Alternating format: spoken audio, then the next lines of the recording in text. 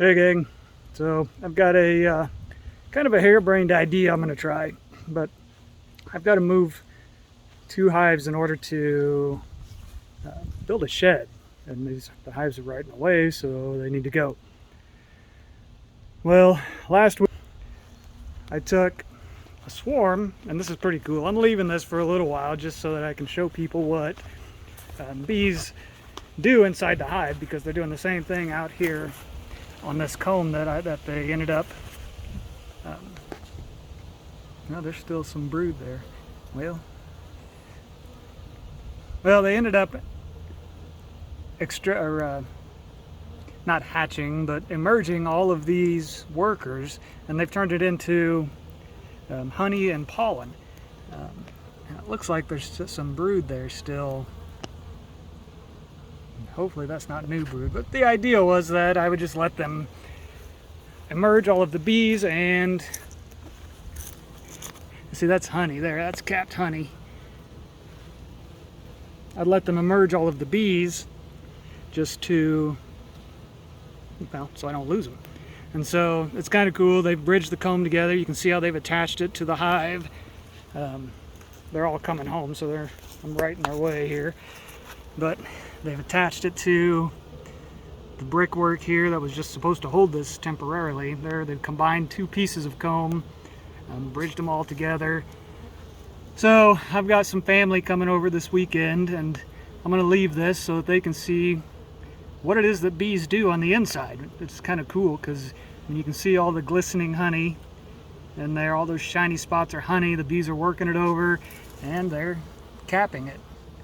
So, but last week I moved a swarm into this box. They're doing great, just as I expected. And now I'm going to start slowly adding the other 4 colonies, all to fill this space in here. Keep them all together. So I'm going to be taking, I've got a 5 frame back here that I turned into a vertical 10 frame just so they would get through the winter, so they would have enough food.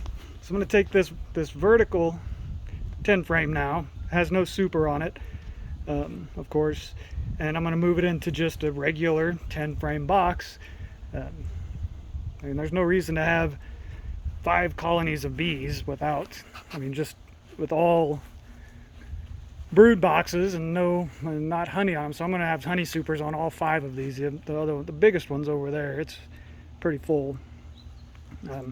This one, it's surviving, but it swarmed pretty hard this summer or this spring, and so they're still recovering. But I checked it.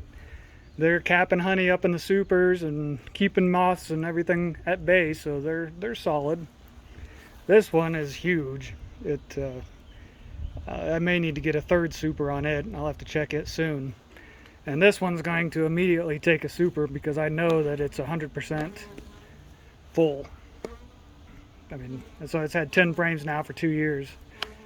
So that's what I'm doing. Okay. Got them all moved. It was pretty uneventful. A lot of drone brood, which is kind of concerning. There's a larva there that they're fussing over. I'll have to open it up in a couple weeks once I get it into place and make sure there's a laying queen.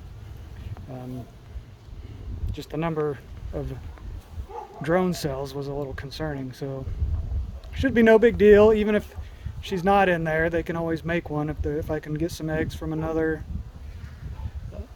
hive, or just even a frame of brood from another hive. Should be fine. I went ahead and added a super just because they were so packed full of everything. And they're coming in and landing, so it'll be confusing for a little while. It's almost the exact spot minus, basically 1 hive length forward from their old one, so they should be able to find it. And my harebrained idea is that every few days I'm just going to come out and pull this wagon 3 or 4 feet until finally pull it straight across the yard and can get it into place. So should work. Last day I'll probably box them in late at night or early in the morning and get it all set into place before I let them loose again. I've made these hive attics that actually they help ventilation a lot, and just as a test I left all of them on over winter and just plugged them with well, I already hold it back, but just some burlap as a kind of a batting to kind of just stop a breeze.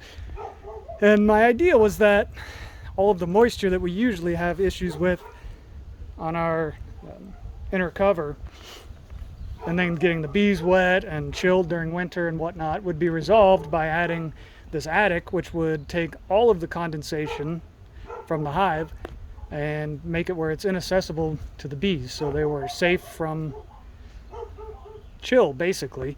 And there would still be enough moisture in the hive that if they needed a drink or they wanted to consume the condensation, they could. But I kept water available all winter as well. So I've got one for each of them. I had one on my 5 frame and it worked great for that as well. So I'll probably stick with them until I figure that they don't do anything or they're actually detrimental. Good, a drone just came in and landed, so even if a dumb drone can find home, all these workers can find home. And they're fanning, so there must be a queen. That fanning is generally a good indication that they're trying to spread her pheromones around to get all the other bees acclimated or whatnot. There's one loaded with pollen, so she came back. It's a little confused, but one checking out the top entrance. Should be good. This should save having to move a colony over an extreme range when I can do it a little bit at a time. I had it strapped in with weight in the my super sophisticated towing device. Try to keep it from falling over on me, but short enough bursts of movement, it should be completely safe. Later.